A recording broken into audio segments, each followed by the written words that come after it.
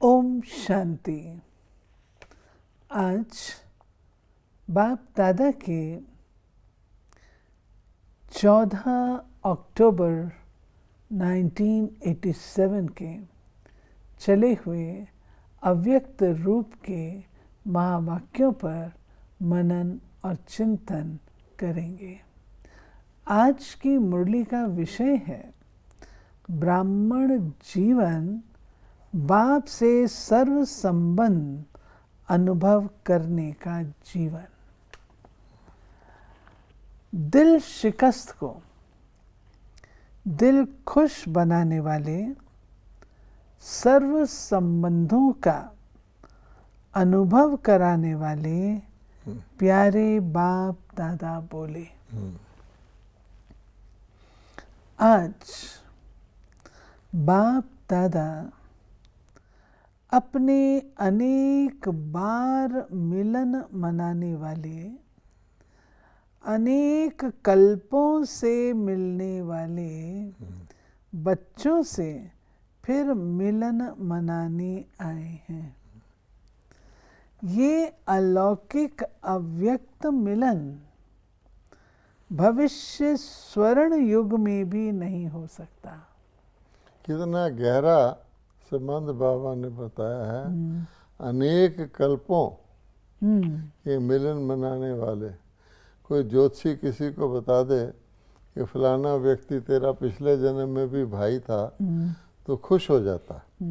और ये तो बाबा कहते हैं एक कल्प नहीं, यानी अनेक कल्पों के मिलन मनाने वाले अब फिर से मिलन मना रहे हैं। फिर बाबा कहता है आगे भी अनेक कल्पों तक मिलन मनाने वाले। तो आप बताइए, योगी तो हो ही गए। यानी एक एक बच्चा बाबा के यज्ञ में क्यों आया, उसने बाबा को क्यों पहचाना। 5000 साल के बाद तो आप किसी चीज़ को पहचानना मुश्किल ही हो जाता है। लेकिन बाबा ने वो 5000 वाला थर्मामीटर नहीं बताया, मापदंड नहीं बताया, कल्प का बताया। और कल्प भी एक नहीं, कल्प अनेक कल्प के मिलने वाले। तो व्यक्ति को समीपता की फीलिंग आती है कि नहीं आती। सिर्फ इस समय इस विशेष युग को वरदान बाप और बच्चों के मिलने का। इसलिए इस युग का नाम ही है संगम युग, अर्थात मिलन मनाने का युग। संगम मैंने ही मिलना।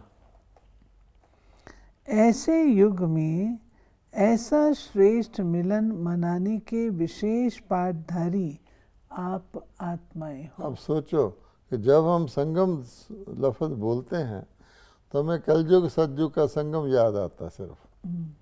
लेकिन बाबा कहता है कि संगम आत्मा और परमात्मा के मिलन का संगम जो है वो ज्योग्राफिकल जो है वो कहाँ गया। और चैतन्य मिलन है। संगम वो मिलन है जहाँ आत्मा और परमात्मा मिलते हैं। सागर और नदियों का मेला लगता है। ऐसे युग में ऐसा श्रेष्ठ मिलन मनाने के विशेष पाठधारी आप आत्माएं हो। बाप दादा भी ऐसे कोटों में कोई श्रेष्ठ भाग्यवान आत्माओं को देख हर्षित होते हैं और स्मृति दिलाते हैं। और वो तो रोज याद पर में भी कहते हैं मीठे मीठे सिक्की लद्दे। यानी जो मुश्किल से मिलता है, बहुत देर के बाद मिलता है, इतनी वेट के बाद मिलता है। और दुनिया में मिलन होंगे तो एक समझो 5000 साल के बाद ज़्यादा से ज़्यादा होंगे। ये तो कल्प कल्प कल्प कल्प का आप सोचिए। बाबा कहता रोज़ याद कराता है। आदि से अंत तक कितनी स्मृतियां दिलाई हैं।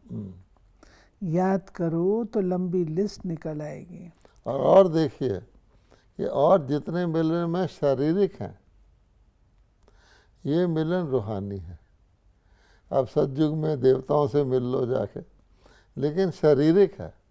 और ये इसलिए वो कहता है रूहानी सिक्की लदे रूहानी बच्चों को। तो ये मुरली ऐसी है, इसमें सर्व संबंधों का बाबा ने जिक्र किया है कि कोई व्यक्ति इस मुरली को पढ़ के तो क्या, यानी उसको लगेगा कि मेरा सदा मिलन है ही है। यानी कितने संबंध हैं वो बाबा ने बताया। बाबा कहते हैं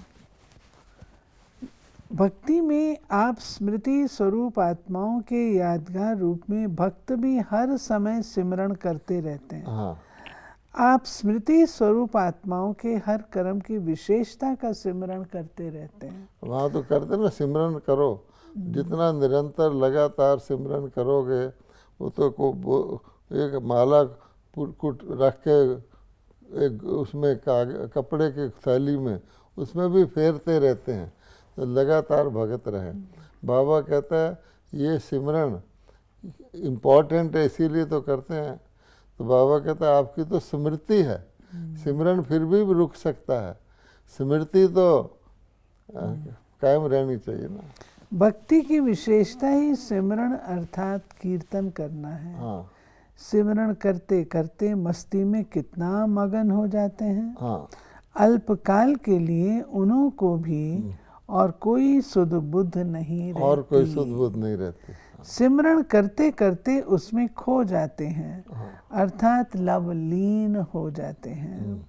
ये अल्पकाल का अनुभव उन आत्माओं के लिए कितना प्यारा और न्यारा होता है। हाँ, अब आप किसी मंदिर में जाके, मान लो मथुरा में राधे कृष्ण के मंदिर में जाके उनको कीर्तन करते हुए देखिए, वो नाच नाच के झूम झूम के उनको ये भूल जाता हम कौन हैं, कहाँ क्या हैं, उस मस्ती में इतना खो जाते हैं। कीर्ति देवताओं की कर रहे हैं और महिमा उनकी कर रहे, करते करते खुश हो जाते हैं। ये क्यों होता? क्योंकि जिन आत्माओं का सिमरण करते हैं ये आत्माएं स्वयं भी बाप के स्नेह में सदा लवलीन रही हैं, बाप की सर्व प्राप्तियों में सदा खोई हुई रही हैं। तो लवलीन का सिमरन करोगे या उसका कीर्तन करोगे तो आप भी लवलीन हो जाओगे। ऐसी आत्माओं का सिमरण करने से भी उन भक्तों को अल्पकाल के लिए आप वरदानी आत्माओं द्वारा अंचली रूप में अनुभूति प्राप्त हो जाती है। तो सोचो, जब सिमरण करने वाली भक्त आत्माओं को भी इतना अलौकिक अनुभव होता है, तो आप स्मृति स्वरूप वरदाता विधाता आत्माओं को कितना प्रैक्टिकल जीवन में अनुभव प्राप्त होता है। इसी अनुभूतियों में सदा आगे बढ़ते चलो। हर कदम में भिन्न भिन्न स्मृति स्वरूप का अनुभव करते चलो।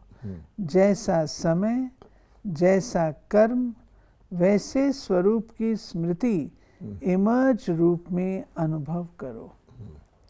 जैसे अमृत वेले दिन का आरंभ होते बाप से मिलन मनाते, मास्टर वरदाता बन वरदाता से वरदान लेने वाली श्रेष्ठ आत्मा हूँ। डायरेक्ट भाग्य विधाता द्वारा भाग्य प्राप्त करने वाली पद्मा पदम भाग्यवान आत्मा हूँ। अब अमृत वेले बाबा कहता है कि ये सिमरन करो, कितना जबरदस्त सिमरन है। इस श्रेष्ठ स्वरूप को स्मृति में लाओ। वरदानी समय है, वरदाता विधाता साथ में है। मास्टर वरदानी बन स्वयं भी संपन्न बन रहे हो और अन्य आत्माओं को भी वरदान दिलाने वाले वरदानी आत्मा हो। इस स्मृति स्वरूप को इमर्ज करो। ऐसे नहीं कि ये तो हूँ ही, लेकिन भिन्न भिन्न स्मृति स्वरूप को समय प्रमाण अनुभव करो तो बहुत विचित्र खुशी, विचित्र प्राप्तियों का भंडार बन जाएंगे और सदैव दिल से प्राप्ति के गीत स्वतः ही अनहद शब्द के रूप में निकलता रहेगा। पाना था सो पा लिया। इसी प्रकार भिन्न भिन्न समय और कर्म प्रमाण स्मृति स्वरूप का अनुभव करते जाओ। मुरली सुनते हो तो ये स्मृति रहे कि गॉडली स्टूडेंट लाइफ अर्थात भगवान का विद्यार्थी हूँ। स्वयं भगवान मेरे लिए परम धाम से पढ़ाने लिए आए हैं। यही विशेष प्राप्ति है जो स्वयं भगवान आता है। इसी स्मृति से जब मुरली सुनते हैं तो कितना नशा होता। यानी स्वयं भगवान परम धाम से आके रोज सवेरे मुरली सुनाए तो कोई कम बात तो नहीं है। तो बाबा कहते एक होता है कि हाँ बाबा की मुरली सुन रहे हैं, नहीं, उस स्मृति में रहेंगे तो बेहद खुश, एक एक शब्द लगेगा ना। ऐसे अमृत वेले बाबा कहता है वरदानी स्वरूप हूँ बाकी से नहीं, उस स्मृति लाएंगे, इमर्ज होगी चीज़, उभर के आएगी। कोई चीज़ मर्ज रहे, अब धरती के अंदर हीरे पड़े हैं तो उसकी वैल्यू नहीं है, जब हीरा निकाला जाएगा तो कितना वैल्यूएबल हो जाएगा।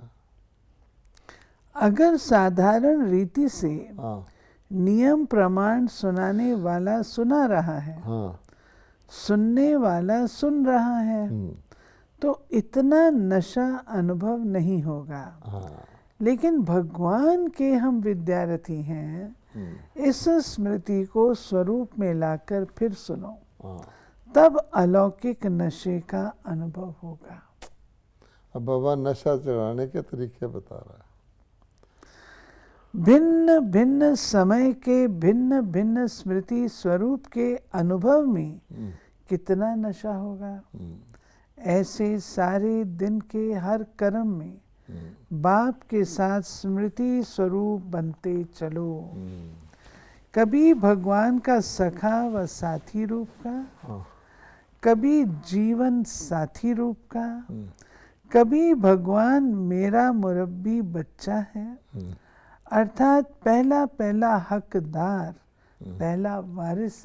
हम करते हैं कि नहीं, पहले बाबा के लिए रखते हैं, कोई चीज़ लाते हैं पहले बाबा को भोग लगाना है। एक साधारण है कि भी नया आम निकला बाबा को रख दे, लेकिन मेरा पहला पहला अधिकारी मुरबी बच्चा है, सारे लोग और तरफ, वो बच्चे को मैं ये खिला रहा हूँ, नशा चढ़ेगा ना। बाबा ने तरीका बताया है सदा नशे में कैसे रहूं। कोई बहुत सुंदर बहुत लायक बच्चा बाप का होता है तो माँ बाप को कितना नशा रहता है। हाँ मेरा बच्चा कुल दीपक है, हाँ वह कुल का नाम बाला करने वाला है। हाँ जिसका भगवान बच्चा बन जाए हाँ उसका नाम कितना बाला होगा, हाँ उसके कितने कुल का कल्याण होगा। तो जब कभी दुनिया के वातावरण से भिन्न भिन्न समस्याओं से थोड़ा भी अपने को अकेला व उदास अनुभव करो तो ऐसे सुंदर बच्चे रूप से खेलो, वाह, सखा रूप में खेलो। कभी थक जाते हो तो माँ के रूप में गोदी में सो जाओ, समा जाओ। कभी दिल शिकस्त हो जाते हो तो सर्वशक्तिवान स्वरूप से मास्टर सर्वशक्तिवान के स्मृति स्वरूप का अनुभव करो, तो दिल शिकस्त से दिल खुश हो जाएंगे। भिन्न भिन्न समय पर भिन्न भिन्न संबंध से भिन्न भिन्न अपने स्वरूप के स्मृति को इमर्ज रूप में अनुभव करो तो बाप का सदा साथ स्वतः ही अनुभव करेंगे और ये संगम युग की ब्राह्मण जीवन सदा ही अमूल्य अनुभव होती रहेगी। ये तो ऐसे लग रहा है जैसे भागवत है। वही ना, इसको पढ़ते पढ़ते ही व्यक्ति को इतना नशा चढ़ता है कि हम देखो इतनी अलौकिक, इतनी श्रेष्ठ, इतने संबंध को हम साधारण ले लेते हैं। मुरली क्लास में चलो जी, योग लगाने चलो जी, बाबा को याद करो जी, बाप टीचर गुरु नहीं। वो तो कह रहा है कि आप हर चीज़ को उस समय स्मृति करो। दुनिया में कोई ऐसा स्टूडेंट होगा जिसको भगवान आके पढ़ाए? और हम जानते हैं पढ़ाई कितनी न्यारी है, विचित्र है। सारी दुनिया को एक ही क्लास में पढ़ा देता है। कल के स्टूडेंट को भी एक क्लास में, 80 साल को भी, और उसमें जो बात होती है वो रेलेवेंट होती है व्यक्ति के लिए, उससे नशा तो चढ़ता है। हम क्या हैं? बच्चे का वर्णन कितना अच्छा किया। ये बहुत अच्छा बाबा ने कहा। अच्छा माना अट्रैक्टिव। फिर कहते हैं खुद बच्चे बन के थक जाओ तो गोद में सो जाओ जाके, और खेलो। खेलो। बच्चों के साथ खेल के व्यक्ति का टेंशन खत्म होता है। बिल्कुल। तो बाबा के साथ खेलो। हाँ। और बात कि इतने सर्व संबंध निभाने में इतने बिजी रहेंगे जो माया को आने की भी फुर्सत नहीं मिलेगी। हाँ। जैसे लौकिक बड़ी प्रवृत्ति वाले सदैव यही कहते, प्रवृत्ति को संभालने में इतने बिजी रहते हैं जो और कोई बात याद ही नहीं रहती, क्योंकि बहुत बड़ी प्रवृत्ति है। तो आप ब्राह्मण आत्माओं की प्रभु से प्रीत निभाने की प्रभु प्रवृत्ति कितनी बड़ी है। आपकी प्रभु प्रीत की प्रवृत्ति सोते हुए भी चलती है। अब ये और वंडरफुल है, इसको खास तौर पे ध्यान देना चाहिए। अगर योग निद्रा में हो तो आपकी निद्रा नहीं लेकिन योग निद्रा है। नींद में भी प्रभु मिलन मना सकते हो। योग का अर्थ ही है मिलन। योग निद्रा अर्थात अशरीरी की स्थिति की अनुभूति। तो ये भी प्रभु प्रीत है। तो आप जैसी बड़े ते बड़ी प्रवृत्ति किसकी भी नहीं है। एक सेकंड भी आपको फुर्सत नहीं है, क्योंकि भक्ति में भक्त के रूप में भी गीत गाते रहते थे कि बहुत दिनों से प्रभु आप मिले हो। तो गिन गिन करके हिसाब पूरा लेंगे। भगत लोग ऐसे प्यार से ना, जो सनातन धर्म है इसमें जो भजन वगैरह हैं वो इसी प्रकार के हैं कि व्यक्ति को सचमुच फील होता है। तो एक एक सेकंड का हिसाब लेने वाले हो।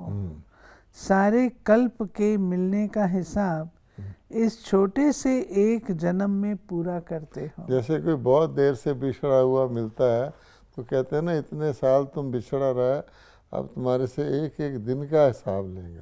तो बाबा उस प्यार से बोल रहा है।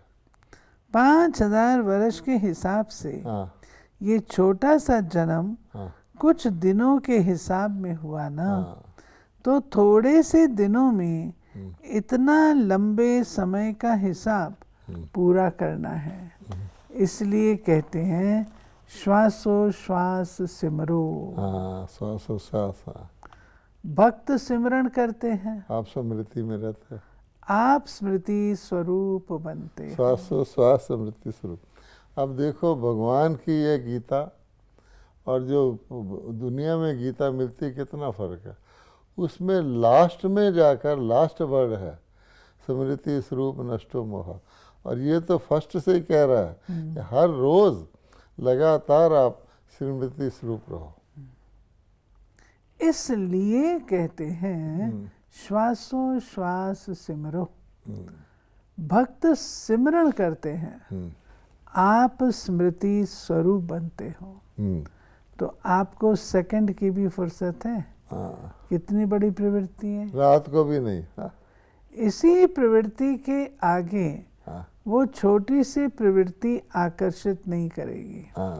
और सहज स्वतः ही देह सहित देह के संबंध, देह के पदार्थ व प्राप्तियों से नष्टो मोहा स्मृति स्वरूप हो जाएंगे। अब भगत भी, कई भगत ऐसे होते हैं जिनके घर में सत्संग लगता है, तो वो प्रवृत्ति तो वो भी चलाते हैं, लेकिन वो ध्यान खुश रहते हैं। आज मेरे दिन घर में सजा के रखेंगे, कमरा बैठक, लोग आएंगे उनका स्वागत करेंगे, फिर वहाँ कीर्तन होगा, फिर सारे रास करेंगे, डांस करेंगे। तो उनको प्रवृत्ति में इतना इंटरेस्ट नहीं रहता जितना उसमें रहता। यही लास्ट पेपर माला के नंबरवार मणके बनाएगा। हाँ, ये खास बात है।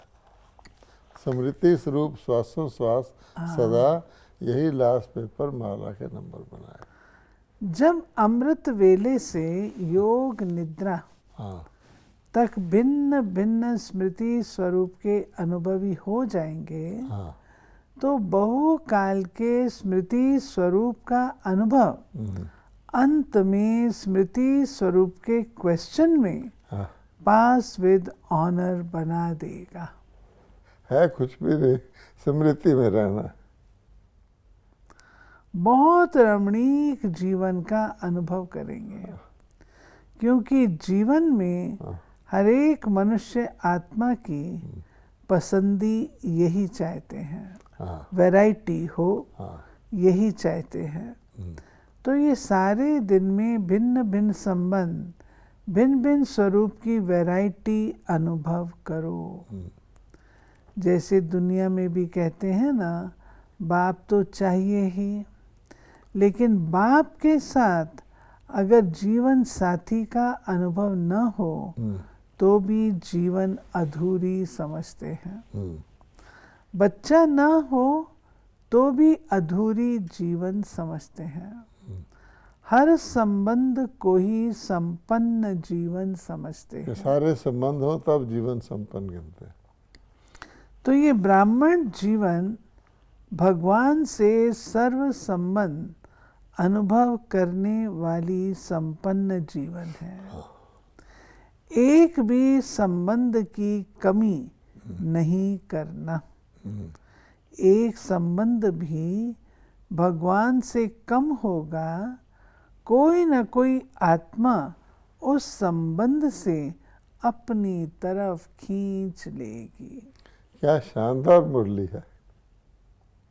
सहज योग की हम भट्टियाँ कराते हैं, बड़ी सख्त सख्त तपस्या करो।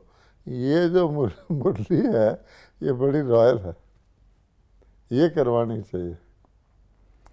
जैसे कई बच्चे कभी कभी कहते हैं, हाँ बाप के रूप में तो है ही, हाँ लेकिन सखा व सखी अथवा मित्र का तो छोटा सा रूप है ना, हाँ उसके लिए तो आत्माएं चाहिए, हाँ क्योंकि बाप तो बड़ा है। हाँ लेकिन परमात्मा के संबंध के बीच कोई भी छोटा या हल्का आत्मा का संबंध मिक्स हो जाता है, हाँ। तो सर्व शब्द समाप्त हो जाता है। अब कोई व्यक्ति राष्ट्रपति के साथ कनेक्टेड है और वो देखा जाए राष्ट्रपति भवन के चपरासी के साथ, तो क्या गिना जाएगा? तब बाबा कहता है कि ये हल्के संबंध जो हैं, ये इतने बड़े बाप के साथ हल्के, बाबा कहते हैं सारे संबंध मेरे साथ रखोगे, और कहा कि थक जाओ तो बच्चा बन के माँ के रूप में गोद में आ जाओ, और वैसे भगवान को बच्चा समझ के उसके साथ खेलो। कौन सा संबंध है जो नहीं बोले? दिल शिकस्त हो जाओ, हाँ, सर्वशक्तिवान के साथ हाँ है। हाँ, ऐसी कहानियाँ भी बनाते हैं कि कोई व्यक्ति था, वो उसके दुश्मन बहुत हो गए थे, लेकिन उनको सुपर पावर आके उसको इतना शक्तिशाली बना देती थी कि वो दुश्मनों को हवा में उड़ा देता था, क्योंकि वो उसमें ताकत एक्स्ट्रा आ जाती थी। बाबा कहता आपके साथ तो सर्वशक्ति। हॉस्पिटल में पड़े भी तो हम यही करते हैं। जब हम बिल्कुल शरीर के रोग में आ जाते हैं, कोई मजबूर हो जाते हैं, कुछ भी नहीं कर सकते, वो कहते हैं इस मशीन में जाओ, तो क्या करते हैं बाबा? तो देखो बाबा आपको पता ही नहीं लगता कि आप मशीन में गया, बाबा आपको सीनरियाँ दिखाता रहता है। तो ये लगातार, तो बाबा कहता है जीवन कितना रौनकदार, कितना रमणीक बन जाएगा, क्योंकि वैरायटी तो चाहते हैं, और जितनी वैरायटी एक बाबा दे सकता है।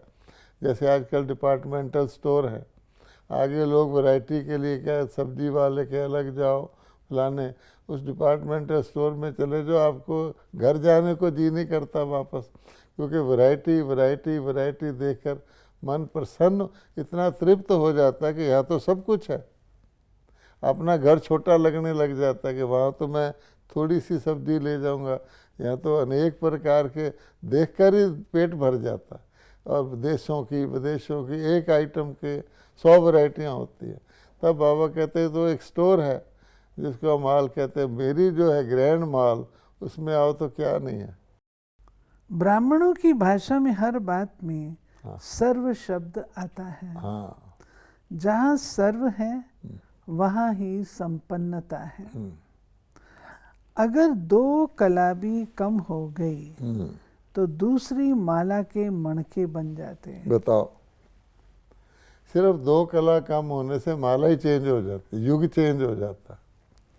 इसलिए सर्व संबंधों के सर्व स्मृति स्वरूप बनो। समझा? जब भगवान खुद सर्व संबंध का अनुभव कराने की ऑफर कर रहा है तो ऑफरीन लेनी चाहिए ना। ऐसी गोल्डन ऑफर सिवाय भगवान के और इस समय के न कभी और न कोई कर सकता। कोई बाप भी बने और बच्चा भी बने, हाँ। ये हो सकता है। ये एक की ही महिमा है, एक की ही महानता है। इसलिए सर्व संबंध से स्मृति स्वरूप बनना है। बाबा कहता ना, कभी किसी बाप और बच्चे का जन्मदिन एक दिन हुआ, तो यहाँ तो बाप और बच्चे का जन्मदिन भी एक दिन होता है। तो ये अलौकिकता के नशे में रहे, इसको कहते हैं रूहानी नशा। वास्तव में यही हमारी भट्टी है। वो भट्टी में जब हम कहते हैं ना, मान लो यूथ विंग, अब जब हम यूथ विंग के सामने जाते हैं तो यूथ विंग की विशेषताएं, यूथ विंग की क्वालिफिकेशन, वो तो उसमें ऑलरेडी है भाई। उसको खाली हम बता रहे हैं कि तू बड़ा शक्तिशाली होता है जो चाहे। लेकिन ये जो मुरली है कि तुम केवल यूथ नहीं, अपने को यूथ कहना भी एक प्रकार का लिमिट में लाना है। तुम यूथ होते हुए तुम, जिसको बाबा कहता है, पूर्वज हो। यूथ होते हुए तो माता का रूप भी हो। बाबा कहते हैं वो भगवान के साथ, भगवान की तो माँ भी बन सकते हो, बच्चा भी बन सकते हो, सब कुछ बन सकते हो। तो ये चीज़ हमको अब लानी है। इसमें मज़ा है ना। ब्राह्मण जीवन किस लिए है? जब हम कहते हैं बाबा ही परिवार मेरा, बाबा ही संसार मेरा, तो ये हम स्मृति रखेंगे स्पष्ट रूप में, तब होगा ये। मज़े में व मौज में रहने के लिए तो ये अलौकिक मौज मनाओ। मज़े की जीवन अनुभव करो। अच्छा, अहमदाबाद वाले हसमुख भाई ने शरीर छोड़ा है। उनका अंतिम संस्कार करके दादी जानकी व मुख्य भाई बहन अहमदाबाद से आए पहुँचे हैं। हसमुख भाई दिल्ली के अपने अहमदाबाद के मुख्य भाई थे, युगल स्वरूप चलते थे। हसमुख भाई मंजुला बहन, हाँ। आप तो उस वक्त उपस्थित थे। हाँ, उनकी पारेख ट्रांसपोर्ट कंपनी थी और वो असम में गए हुए थे हमारे साथ। असम के अंदर वो सेवा पर गए हुए थे। तो रास्ते में ट्रेन में वो फर्स्ट क्लास में जाते थे। तो बाद में हमें बताया गया कि बीच में उनको पसीना आया था, उनकी जुगल ने उसको नीचे उतार दिया था। हमें किसी ने बताया नहीं। उसके बाद वो 1-2 स्थानों पर नॉर्मल रहे। तो फिर एक स्थान पर प्रोग्राम ब्रेकफास्ट हमारे साथ किया। फिर प्रोग्राम एक दूसरे स्थान पर था, तो बोले मुझे थोड़ा सा बेचैनी सी हो रही, मैं नहीं जाता। तो वो नहीं गए, हम चले गए। तो वहाँ पहुँचने ही पर ही खबर मिली उन्होंने शरीर त्याग दिया हार्ट अटैक से। तो उनकी फिर बॉडी असम से अहमदाबाद ले जाई गई और वहाँ पर उनका संस्कार हुआ। दादी जानकी उस समय अहमदाबाद में थी। बच्चे सेवा करके आए। हाँ। जब जानते हैं ये सब होना ही है तो मौज से रहेंगे ना। हाँ। मूंझेंगे थोड़ी। ये भी जो जिस संस्कार से जाते हैं उसकी अर्थी भी वही कार्य करती है। सेवा के उमंग वाले की अंत तक भी सेवा ही होती रहती है। अज्ञानी लोग सारा जीवन रोते रहते तो अंत में भी रोते हैं। यहाँ ब्राह्मण जीवन में सेवा में रहते तो अंत तक सेवा का साधन बन जाता है। यानी उनकी जो बॉडी थी, जब उसको अंतिम संस्कार के लिए जाते हैं तो कितने ब्राह्मण इकट्ठे होकर उनके साथ जाते हैं। तो उस वक़्त वो याद करते हैं ना, जब शव यात्रा को ले जाते हैं, कि देखो कितना बड़ा भाई था, पारेख ट्रांसपोर्ट कंपनी उसकी चलती थी, फिर उसने सारा युगल, वो हसमुख भाई इस बात में बड़े एक्टिव थे, अभी होना चाहिए। अब कोई हम मीटिंग करेंगे, कोई काम कर लेंगे ना, ये फैसला अभी होना चाहिए। इतने वो एक्टिव थे सदा के लिए, खद्दरधारी थे, सिंपल थे।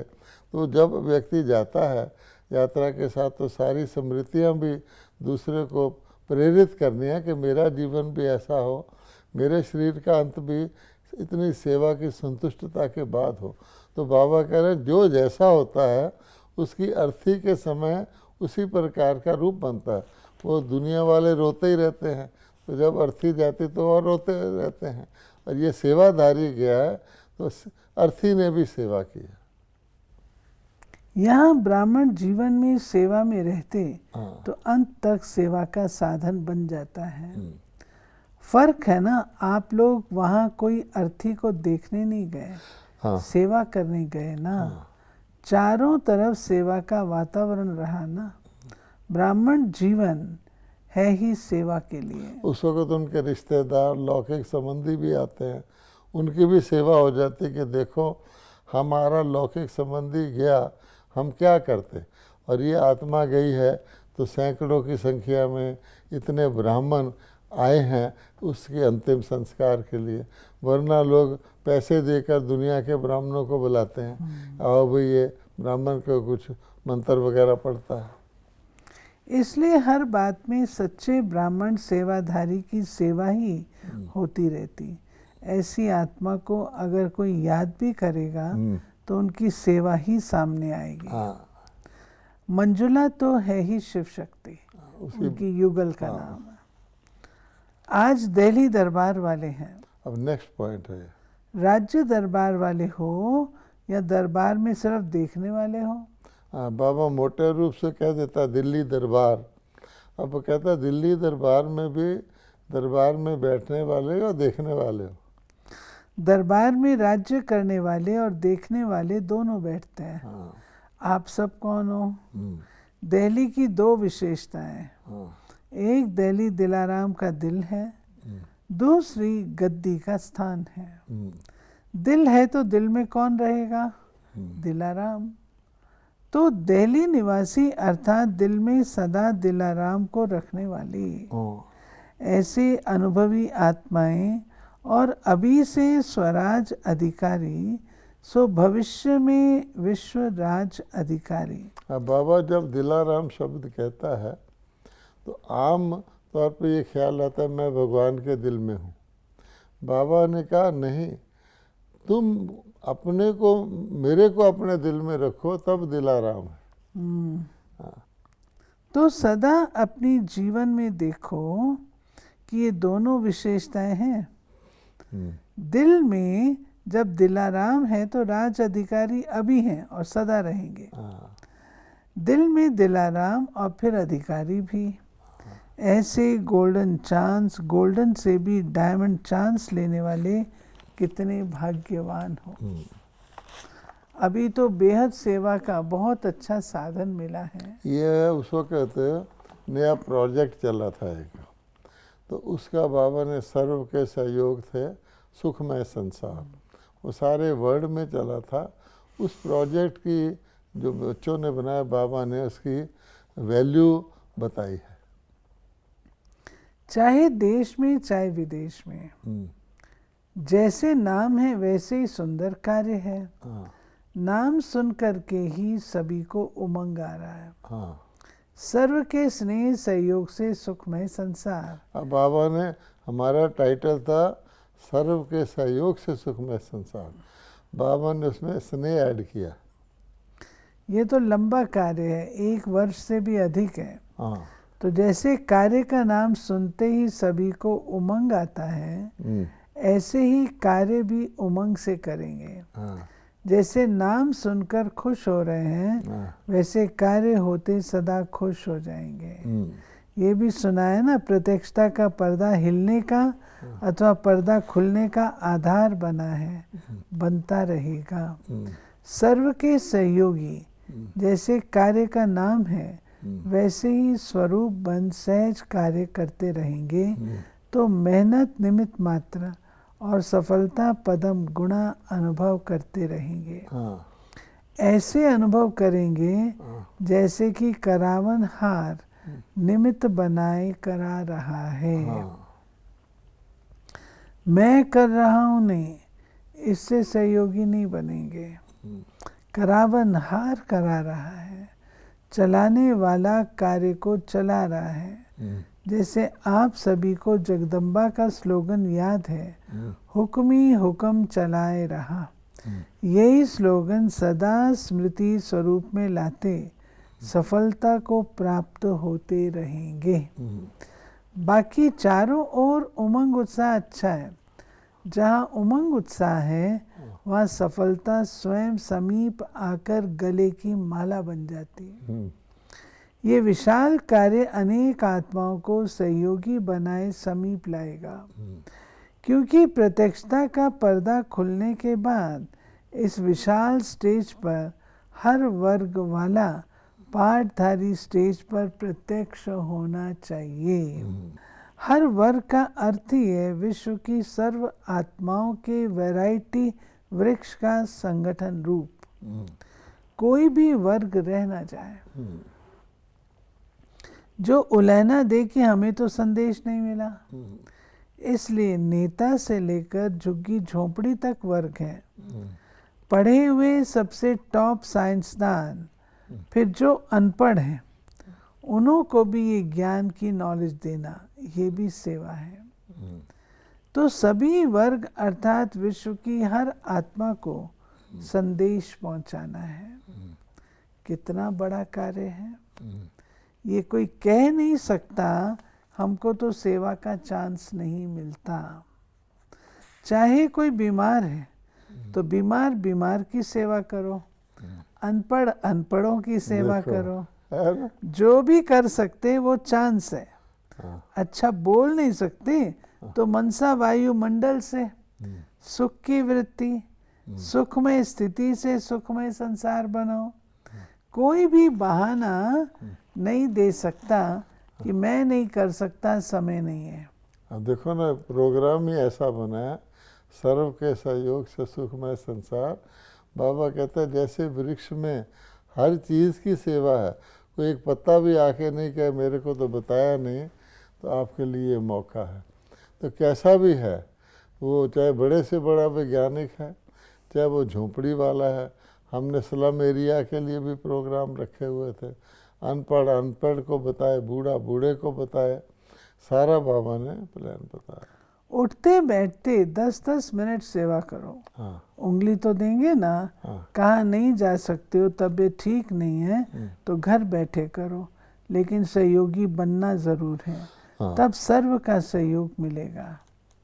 उमंग उत्साह देख बाप दादा भी खुश होते हैं। सभी के मन में लगन है, अब प्रत्यक्षता का पर्दा खोल के दिखाएं। आरंभ तो हुआ है तो फिर सहज होता जाएगा। विदेश वाले बच्चों के प्लान्स भी बाप दादा तक पहुंचते रहते हैं। स्वयं भी उमंग में हैं और सर्व का सहयोग भी उमंग उत्साह से मिलता रहता है। उमंग को उमंग, उत्साह को उत्साह मिलता है। ये भी मिलन हो रहा है, तो खूब धूमधाम से इस कार्य को आगे बढ़ाओ। जो भी उमंग उत्साह से बनाया है और भी बाप के सर्व ब्राह्मणों के सहयोग से, शुभ कामनाओं शुभ भावनाओं से और भी आगे बढ़ता रहेगा। अच्छा, चारों ओर के सदा याद और सेवा के उमंग उत्साह वाले श्रेष्ठ बच्चों को सदा हर कर्म में स्मृति स्वरूप की अनुभूति करने वाले अनुभवी आत्माओं को, सदा हर कर्म में बाप के सर्व संबंध का अनुभव करने वाले श्रेष्ठ आत्माओं को, सदा ब्राह्मण जीवन के मज़े की जीवन बिताने वाले महान आत्माओं को बाप दादा का अति स्नेह संपन्न याद प्यार स्वीकार हो। फिर विदेशी बच्चे जा रहे हैं, छुट्टी ले रहे हैं। सेवाधारी बच्चों को विश्व सेवाधारी बाप विशेष याद प्यार दे रहे हैं। सभी सेवाधारी बच्चे सेवा के उमंग उत्साह से अच्छे आगे बढ़ रहे हैं और सदा ही आगे बढ़ते रहेंगे। ये सेवा का उमंग अनेक बातों से सहज किनारा कर एक बाप और सेवा में मगन बनाने के निमित्त बन जाता है। सहज निर्विघ्न निरंतर सेवाधारी बनना अर्थात सहज माया जीत बनना।